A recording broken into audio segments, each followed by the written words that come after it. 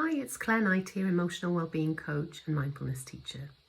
And today I want to ask you, have you let your inner critic take over? So you have an inner critic when you feel like you can't relax, when there's a constant internal narrative telling you that you're not good enough, that you're always doing things wrong, that you're not a good partner, that you're not a good friend,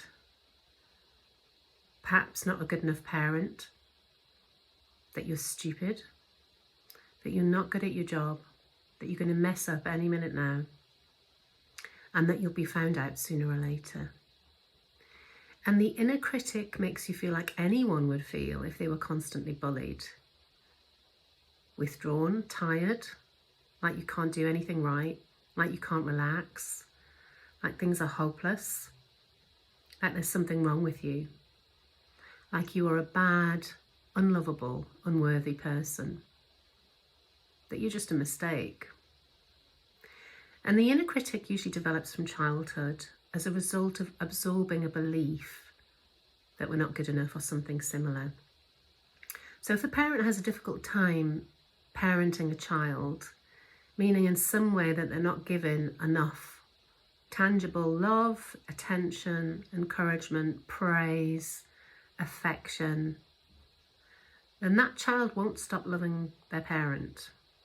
Instead, they'll stop loving themselves on some level and they'll blame themselves. Then they'll internalize their situation and develop a belief about being bad, wrong, a mistake, unlovable. And then that belief stops being a belief and starts to become a fact. So for that growing young person, this belief is just gospel in the mind. And we have something called a reticular activating system in our brain. This is a part of our brain that filters information because we can only absorb so much information at a time.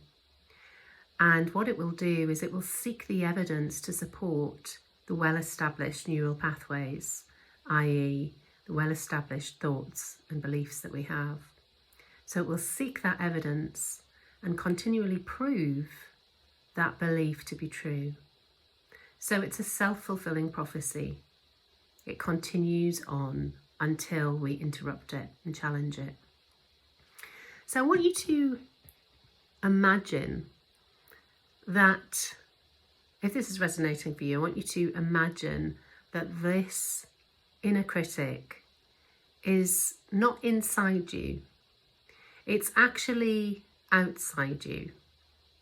And it's following you around. It's like a little person or a big person following you around, always telling you how useless you are.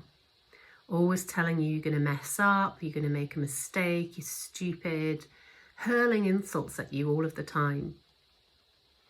And this person stays with you your entire life. Your entire life. So I want you to imagine that there's a movie of your life and you can see it in your mind's eye. And this person has followed you round your entire life. So in the future, you're looking at an older version of you and you're seeing that movie of your life. How has having this critic constantly whispering in your ear affected you? How has it affected your relationships? How has it affected your behaviours? How has it affected your career? How has it affected how much you relax and enjoy life? And how much fear has been in your life as a result? So I want you to switch things around now, and I want you to imagine that instead of having a critic following you around, you've had a cheerleader. You've had somebody who is encouraging, supportive, believes that you're growing all the time and learning, accepts that you make mistakes, but says, well, you know what, everybody makes mistakes, let's just move on to the next thing, you can do it. That doesn't blame you all the time, but believes in you, believes that underneath it all you are a nice, good person and that you can do amazing things. So see that movie playing out of your life.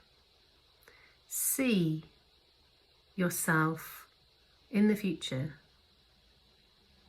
See what has been happening as a result of having that inner or outer cheerleader. And ask yourself the same questions. How has this affected my relationships? How has it affected my career?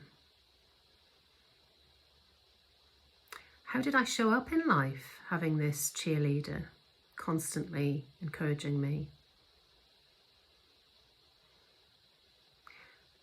How much joy did I experience? How much fear? What was the end result of having that cheerleader constantly encouraging me and believing in me? So now I want to ask you, if this resonates for you and if you feel like your inner critic is very active, what will it cost you to leave that inner critic there and to let the inner critic run the show? What will it cost you in your relationships, in your emotional well-being, in your career, in your capacity to experience joy and to live to your potential? So if you want to put that inner critic into retirement and recruit an inner cheerleader, then you can do that. You can absolutely do that, because this is your mind, nobody else's.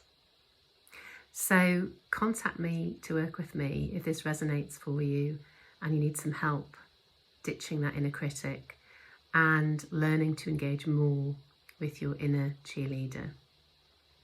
Thank you.